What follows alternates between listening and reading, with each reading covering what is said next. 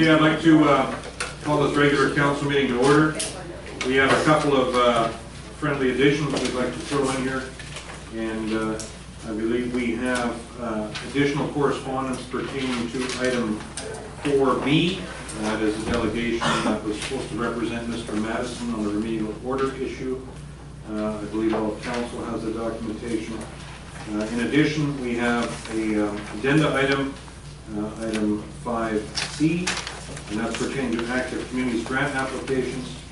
So with those agenda additions, I'd like to recommend approval of the agenda. So moved. Thank you. Councilor Bible, Councilor Stewart. All those in favor?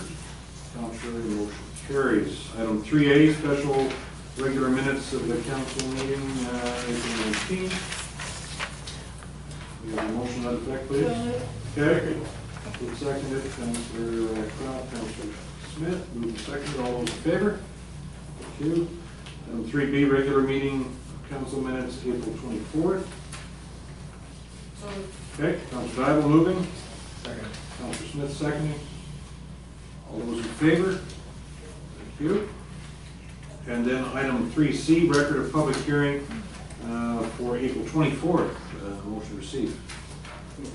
Okay. Councilor Medlock moving. Councilor Erickson seconding. All those in favor? Thank you. Delegations 4A. We're fortunate to have with us a couple of the key movers and shakers from Advantage Hope. We have Anna Gladieux and Tammy Trick here. Tammy Shields. Tammy Shields. Sorry. I've known you since you were in grade 4, so I guess that's that was a slip from way back. So yeah. So Tammy Shields, I stand self-corrected.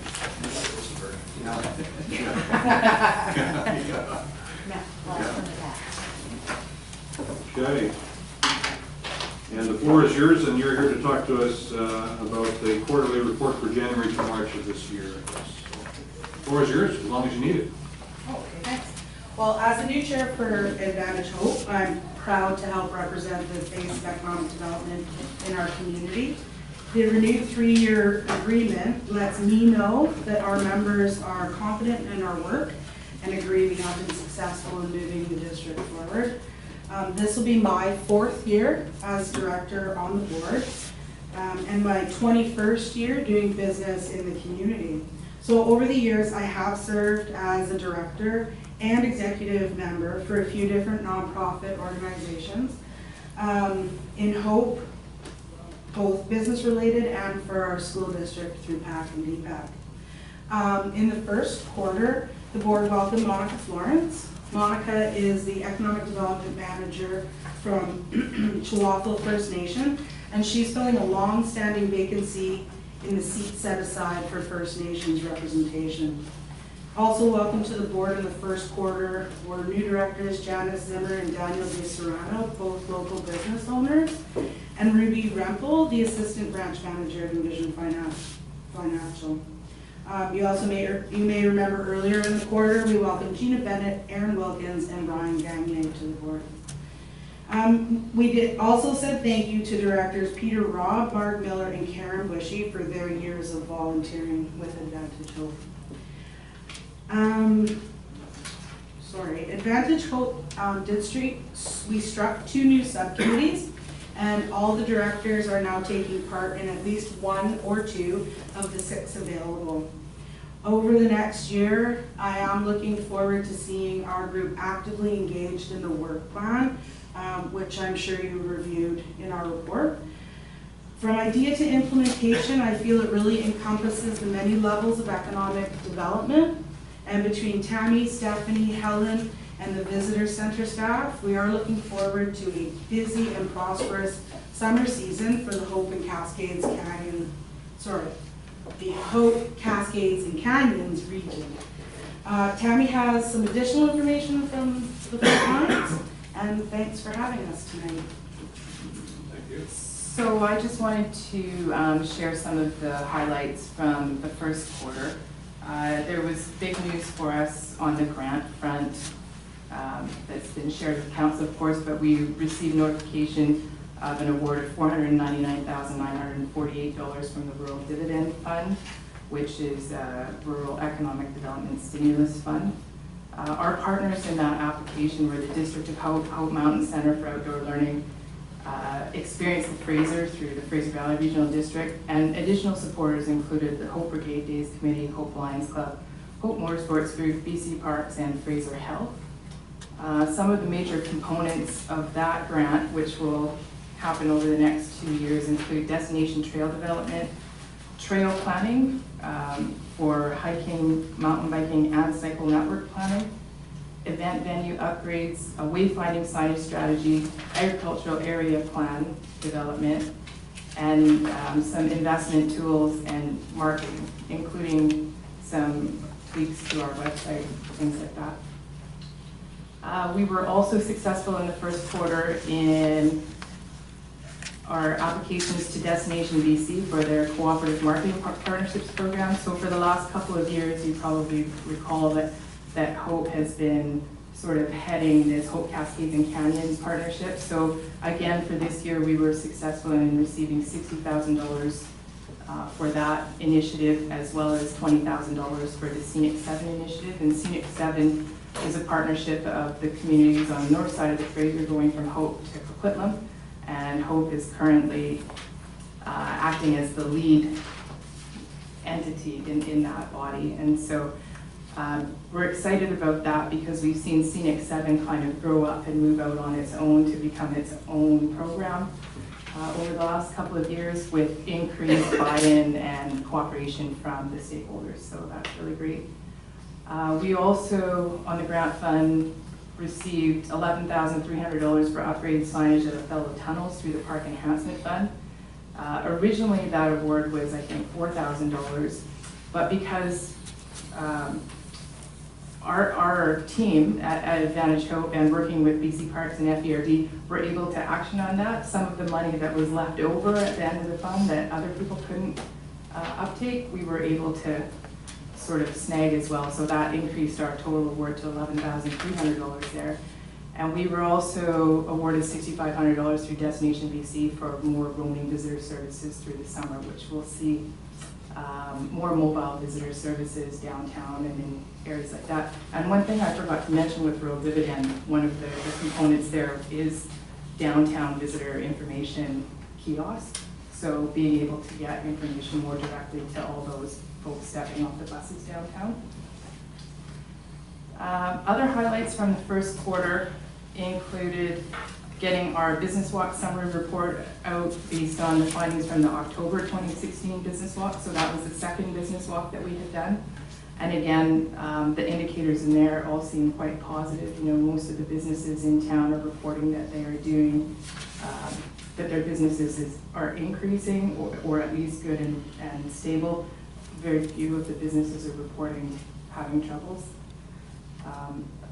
We've continued our partnership with Fraser Health regarding recruitment of medical professionals, and so that's been ongoing over the last year or so.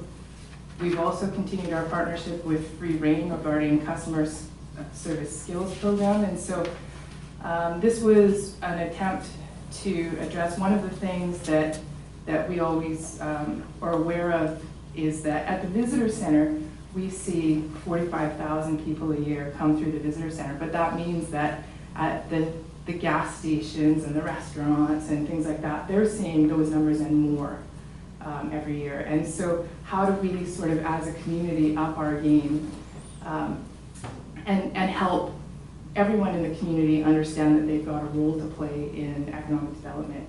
And so our partnership through Free Rein kind of cuts at the core of that. This is an employment skills training program to help people that are coming into entry-level type positions. And so our component has been to go in and talk about customer service skills, and particularly with a hope flavor to it, to help that be part of the inventory that these folks have going into those jobs right from day one.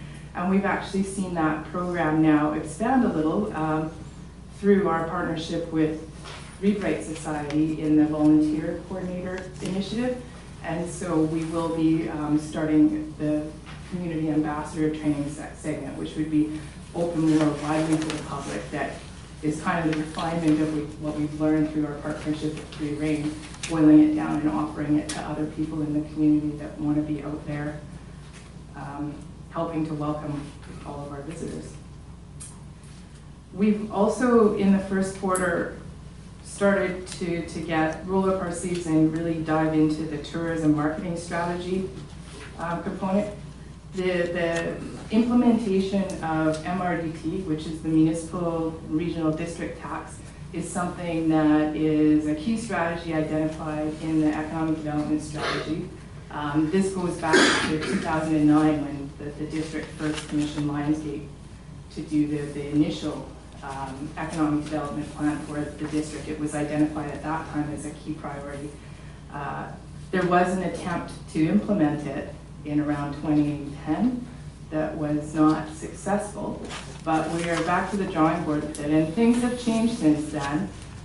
Hope would no longer be looking to be one of the early adopters of the program. At this point in time, there's over 53 communities in the province that are collecting this.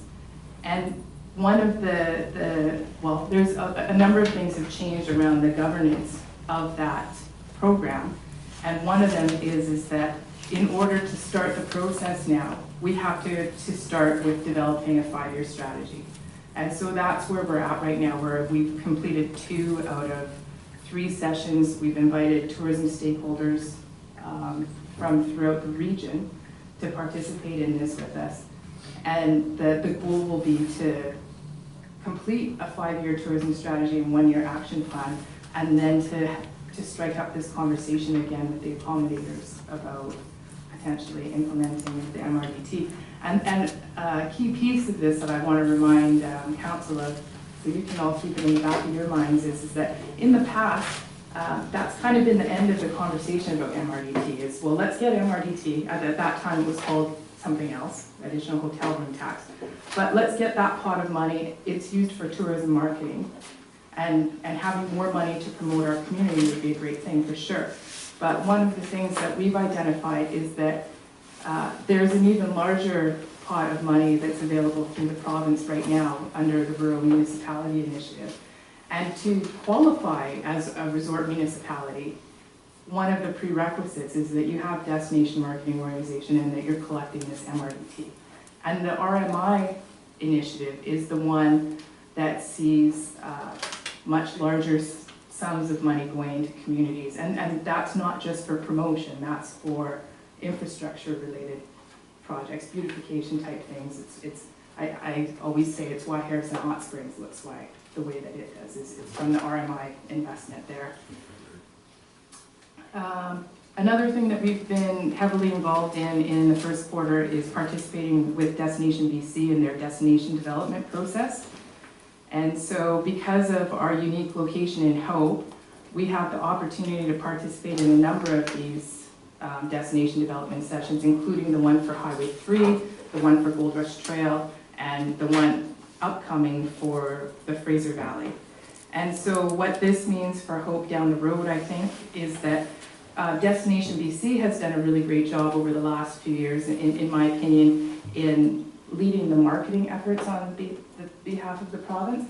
But there's an acknowledgement that for tourism development to truly be effective, marketing is one of the pillars. But the other pillar that's just as important is having good experiences to deliver, remarkable experiences. And so that's where the destination development piece comes in.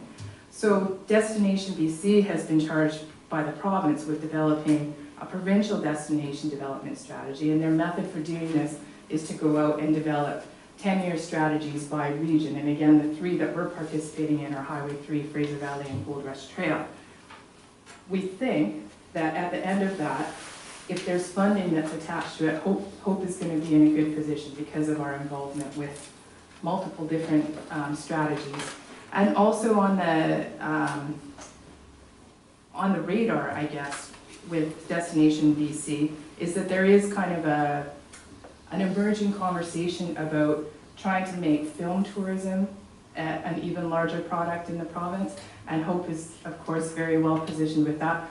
Hope's name comes to the top of the list when that conversation comes up because of our unique connection with First Blood and Rambo, and Brian McKinney has no shortage of enthusiasm for that. And just this past weekend, in fact, there was a film crew in town from China that was here with Destination BC, and Brian rolled out the red carpet for them, literally and figuratively, and you know, he managed to upsell them on their chopper that they were getting from Valley Helicopters to get a bigger one so that they could open the door to take some of their footage, and we got a really great note back from Destination BC saying that they got some awesome footage from it and that they're thinking that that's going to get out there really far and wide, so that was really good. And then also in the first quarter, we had attended with our partners the Vancouver Outdoor Adventure Show, which has been going on for a number of years, and the 2017 Visitor Guide with Black Crest came out in March. That's about all that I had. Sounds very good, and go ahead and keep up the good work. One thing that I think is important, and I know you're on it already, but I think it's just so we're all on the same page, is for the grant monies that have been awarded, and congratulations again on that, that's awesome. But I think as the monies are expended, it's good to sort of have something that's tabletop ready to share with people as to where the money is going, because as with any community group, we have folks that are very keen on the nitty-gritty details, and if we have those details ready to go, readily available, that's going to be really good for everyone involved. So I'm sure you're doing that already, and we are planning on that. Go ahead, Lisa. Yeah, I had a conversation. So Stephanie Hooker in our office is the one who is sort of project managing the bundle of rural dividend projects. And so starting next month, I've asked her to produce a monthly report that we can include with my executive director report that comes to the board and ultimately forms part of our quarterly reports coming to council. So we'll make sure that we've got a good paper trail of that, and those minutes and reports are posted to our website as well, so that anybody that's tracking progress on those things will be able to see it. Okay. Councillor Stewart, question? I just have a quick question. I'm just wondering, with a focus on tourism, is there any part on the community's infrastructure when we, you know, of course, attract more people, flush more toilets, drink more water, yada yada. Is there any discussion as you're planning the tourism focus as to like grants that might be available to help us with our infrastructure and things because of the increase in flow? I think that that's exactly what the RMI, the RMI one is designed to deal with. So if you look at what the Resort Municipality Initiative falls under rural BC, it doesn't fall under Destination BC or tourism. It falls under the column of rural BC, with the sort of underlying rationale that there are some communities in the province that bear a disproportionate load on their infrastructure based on their population size. And if that doesn't sound like hope, I don't know what does. But because we haven't been able to meet those sort of prerequisites, like having MRDT in place, we haven't been able to carry that conversation further to this point. So I'm hoping that we're successful in our attempt with MRDT, but even if we aren't, then I'm hoping that this is where politics can step in, and the politicians, we can hand the ball back to council and say, you know, we've done everything that we can as a community to try to meet these criteria, and 3 times now we've been unable to do that. So can we put some political pressure on the province to say that these parameters aren't working for us, even though this program is clearly designed for communities like ours? So I think that that's where that conversation needs to happen at the political level, because with that program that's already in place anyway. But we're not there yet. But we're not. No, because we're. And just one more question for anyone who can't read the report out loud. What do you have in the works for Silver Creek, maybe in the future? Any ideas in your plan for Silver? Any ideas for Silver Creek Yeah, specifically? some people ask, you know, anything you know. Well, the thing that comes to mind to me that we've talked about a lot around the table at MAH00155 relating to Silver Creek is the desire to see better pedestrian and bike linkage from town over Richmond Hill. And so part of the cycle planning piece, we're hoping to include that and work with district staff so that we can get that on the books to a point where the next opportunity that funding comes up, we can actually be looking for funding for implementation of that, so that we can get it to that sort of shelf-ready level. Thank you. Councilor Smith? Mine's more of a comment more than anything. I did 2 interviews over Skype, which is crazy that you can do that now, but anyways, I know technology kind of guys, but I did 2 interviews with 2 separate, I'm looking for a mechanic, and 2 separate areas of the province. And I want to say how much Advantage Hope is doing in the marketing end of things, because both candidates said the overall look of how Hope looks to live in was huge to them. They said the biking, they looked into it. One said that he seen the bus ad, one was from Vancouver. So I want to say kudos to you guys for doing that, because you just put the name out there and these guys recognize that and they're looking for an active lifestyle, so hopefully it ends up working out for them. But because of your efforts, we're getting down the map, and I think our real estate proves that too right now, what's happening in this town. So I truly do believe what you guys are doing is very good for the community. So keep up the good work. Yeah. Thank you. Councilor Ayers? In fact, I have a couple. I read through the report. Matter of fact, I stayed quite late last night reading through the report. There's, I do have a problem. The report looks like a good written report, but the problem I have is economic development. You guys have been doing the economic development for quite a few years now. What actual economic development? Have you brought any businesses to town yet? Specifically this year or last year? Have any real concrete, done a lot of planning, a lot of research, a lot of advertising?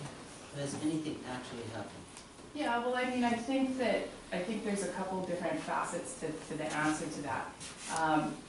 One of them is that there are some sort of direct successes that we can point to, like Diamond Steel or Max Force Trailers that we were. Max Force Trailers leaving town. They are. There is a replacement entity that's looking there.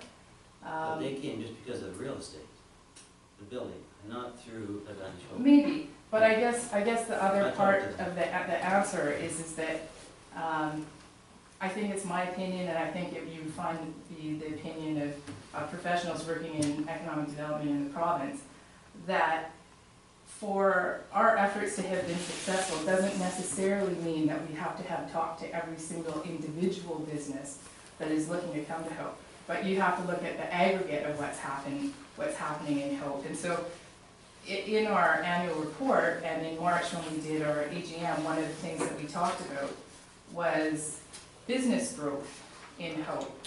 And so if you look even at the district's own business license numbers, you know, in 2014 there were 299, 2015 there was 325, 2016 there was 375. So over the last 2 years, 8.9% growth, 15.4% growth in the number of business license. Building permit totals in the number in 2014 was 39, the number in 2015 was 61, the number in 2016 was 64. So like there's definitely more activity happening that way. And then another stat that we were able to pull was from the Canada Revenue Agency, which showed that in 2009, which was the year that Advantage Hope kind of started, there was 545 businesses reporting income from Hope.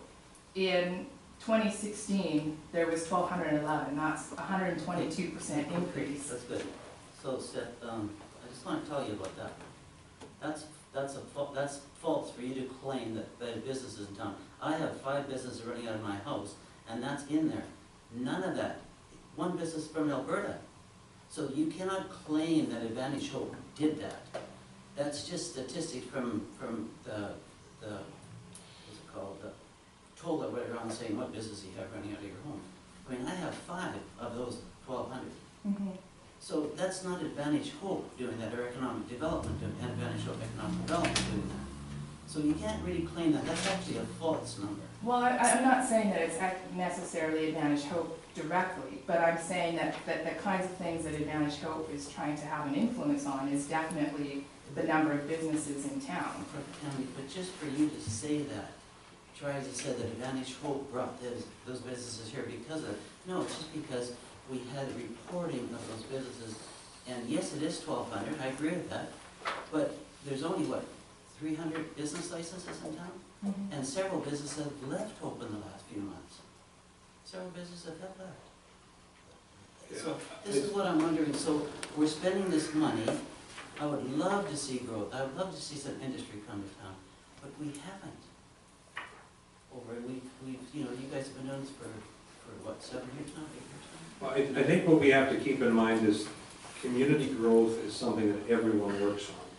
And I think when we take a look at a council agenda, for instance, when you see development permits or special dispensations to folks looking to develop here, I think it's you know, a business-friendly council that is helpful, an economic development engine, a chamber that is functional, that's doing something positive, you know, the friendliness of the community. There's so many different factors involved in growing a community. We cannot, you know, lay the blame or the credit all at the doorstep of Advantage Hope or council or what have you. I think it's massive teamwork, and I think the notoriety that Hope has received over the years, being properly promoted regionally, is worth a huge amount right there. I think most businesses have had some record numbers in the last couple of years. It's not all due to Advantage Hope, obviously. There's lots of economic factors, currency exchange in various countries and so on. So I mean, there's a huge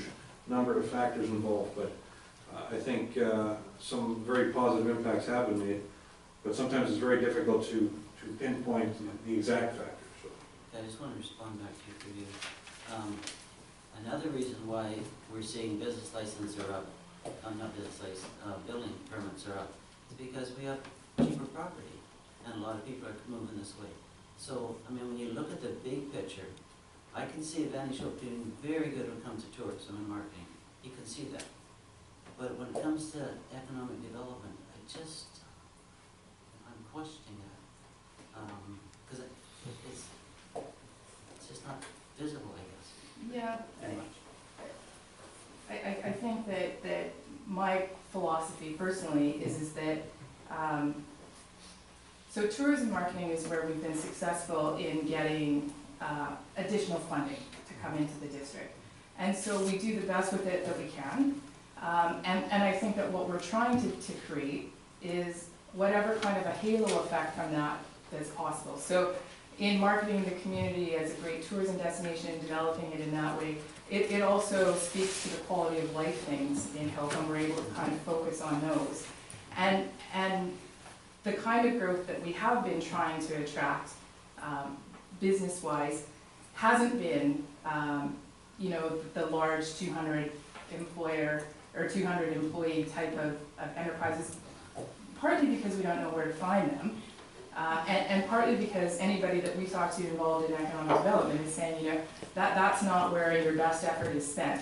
Your best effort is spent working with your existing businesses, trying to look at expansion, and then looking at incremental growth. And so we've sort of adopted the philosophy that if we can get people to visit Hope as a visitor, then, and we've seen those stories happen through the visitor center. They come to Hope, that they never really stopped here before, they always knew where it was, they ventured into downtown, they fell in love with it, they decided that they wanted to move here, and then once they moved here, they're looking now for a way to bring their business here with them.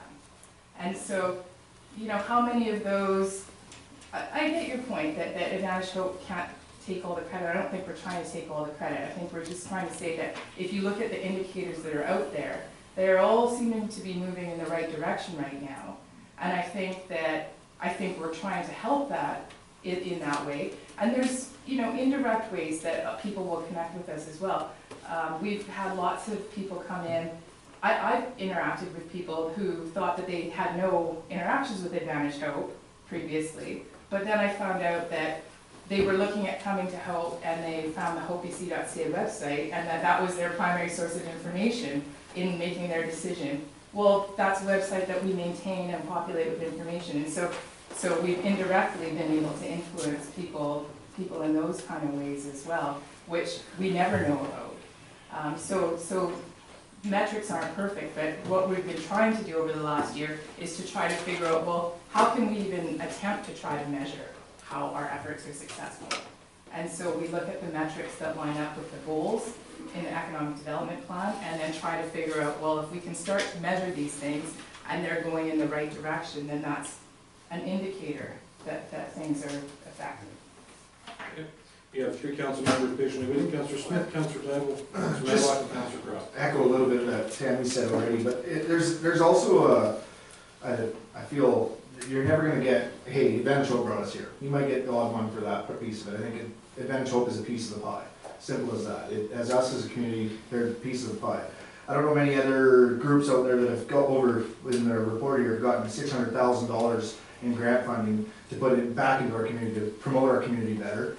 The other thing that it hurts our community as well is even if our land's cheap, developers have to spend big money in floodplain, geological. You see how many of those reports are in front of us. That also puts a hinder on bringing these people to town. So if it's through the tourism and people want to live here, I think that's an economic boom to us. Even if they're just living here, it gets the small scale trade people to work, carpenters. You ask any developer in town right now for carpenters, electricians, or plumbers, they're too busy to come look at your house. Is that not an economic boom? I believe it is. So I think that we need to not just look at have our blinders on, but directly down to what business do we have?